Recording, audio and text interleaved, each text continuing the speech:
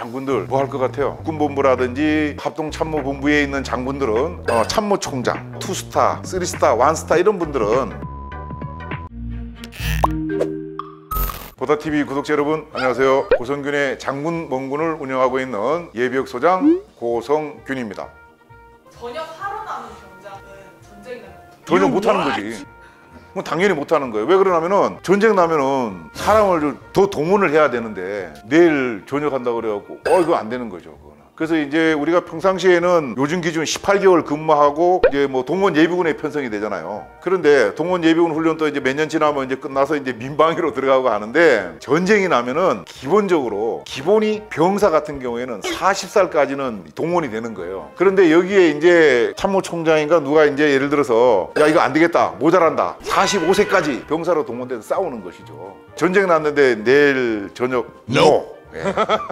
장군들 뭐 할 것 같아요? 전쟁 난다 그래가지고 장군들이 하는 일이 갑자기 뭐 달라지는 건 없어요. 평상시에 하는 일을 그대로 하는 것이죠. 저 전방 사단장 같으면은 사단 병사들을 하고 해서 어떻게 내가 싸워서 이길 것인가 이걸 갖고 해서 필요하면은 총알이 왔다 갔다 하는 그런 현장에도 가볼 것이고, 대신에 이제 그 뭐 육군본부라든지 합동참모본부에 있는 장군들은 지금 사무실에서 뭔가 일을 하고 있잖아요. 예. 육군본부 군수참모라 그러는 그 소장이 있는데 그런 분은 어떻게 하면은 우리 전방에 병사들이 싸우는데 문제가 없도록 총알을 공급해 줄 것인가, 건빵을 어떻게 갖다 줄 것인가, 밥을 어떻게 먹일 것인가, 이것을 계속 고민하는 것이죠. 예. 그래서 전쟁 났다 그래갖고 장군이 하는 일이 뭐 특별히 달라지는 건 없다.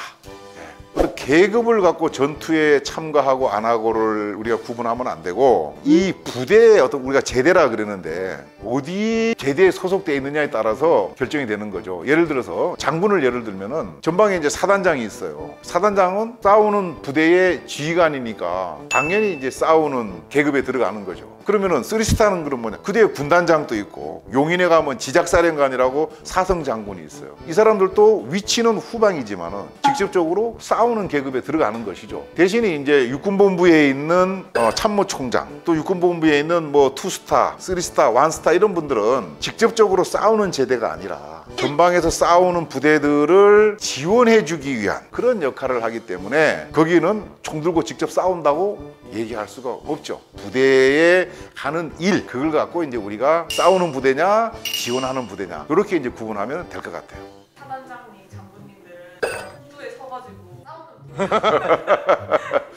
사단장이 선두에, 영화는 영화일 뿐이에요. 예. 사단장이 선두에 서서 공격할 정도 되면은 그 사단은 망했다고 봐야죠. 예. 사단장이 제일 앞에 나가서 갑자기 총 맞아서 전사하면은 그 부대 지휘 누가 합니까? 사단장이 후방에서 전방에 싸우는 부대들이 총알이 떨어지지 않도록 잘 배분을 하고, 또 대포 쏴달라 그러면은 대포를 어디로 쏠 것인가, 이런 이제 역할을 종합적으로 해서 감독을 해줘야지 제일 앞에 나가서 주인공이 되면 안 되는 거죠. 예.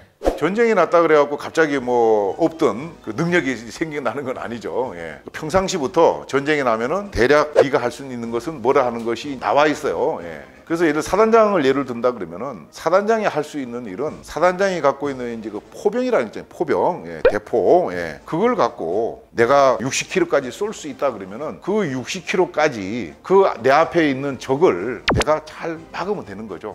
그걸 하면 되는 것이지 갑자기 무슨 뭐 능력이 일어나갖고 내가 마음대로 막 공격해 들어가고 이렇게 할 수 없는 것이고, 상급 부대에서 계획된 소위 우리가 작전 계획이라 그러는, 예, 그 작전 계획이 평상시 만들어져 있다가 전쟁이 나면 이제 작전 명령이라고 이제 바뀌게 되는데, 그 명령상에 나와 있는, 야 고성균 너는 사단장으로서 예를 들어서 성수역 8번 출구부터 9번 출구까지 그 사이를 네가 막으라 그러면은 그 사이에서만 내가 이제 책임을 갖고 내 지휘권을 갖고 전쟁을 하는 것이죠. 그렇죠. 네. 똑같이 이제 하는데 북한이 핵을 쐈다 그러면은 우리가 일을 하긴 하는데 속수무책이 될 수 있다는 것이죠. 우리가 어떻게 할 수가 없는 거야. 핵을 떨어지면은 우리는 핵을 안 갖고 있잖아. 그럼 속절없이 우리는 당하는 거야. 그래서 북한 핵을 우리가 지금 못 갖게 해야 된다 자꾸 얘기를 하는 거예요. 지금 우리나라 시스템 같으면은 한미연합사령부에 근무하고 있는 장군 분들이 제일 먼저 알게 되겠죠. 그 미군의 여러 가지 이제 그 정찰 위성이라든지 뭐 등등등 예, 그런 것들을 통해서 북한이 전쟁을 일으키느냐 안 일으키느냐 징후를 그쪽에서 이제 제일 먼저 접할 수 있기 때문에 거기에서 제일 먼저 접할 수 있겠죠. 북한이 우리나라를 쳐들어오려 그러면은 갑자기 있다가 밑도 끝도 없이 야 지금부터 공격해서 오는 것이 아니고 공격하면 뭐가 필요합니까?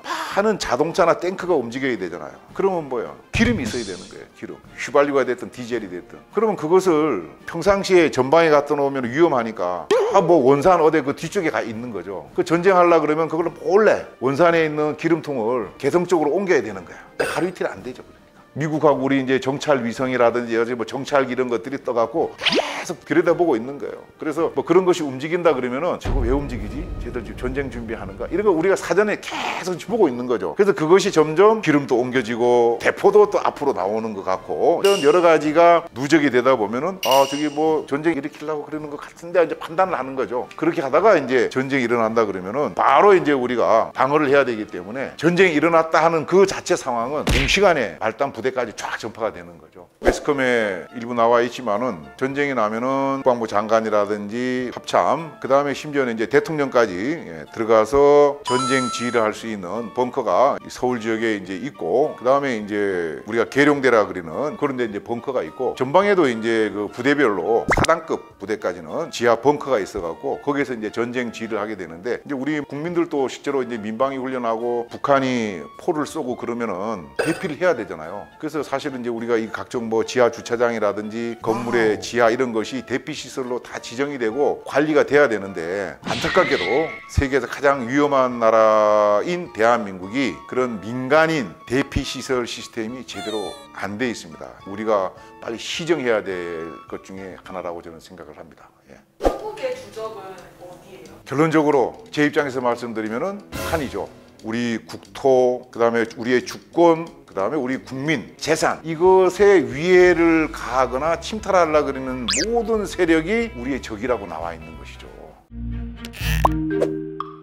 자, 오늘은 전쟁 나면은 장군이 하는 일에 대해서 몇 가지 알아봤는데, 전쟁 난다고 장군이 특별히 달라지는 거는 없어요. 자, 오늘 영상이 재밌었으면은 좋아요 꾹, 구독, 알림 설정 부탁드립니다. 다음에 또 뵙겠습니다.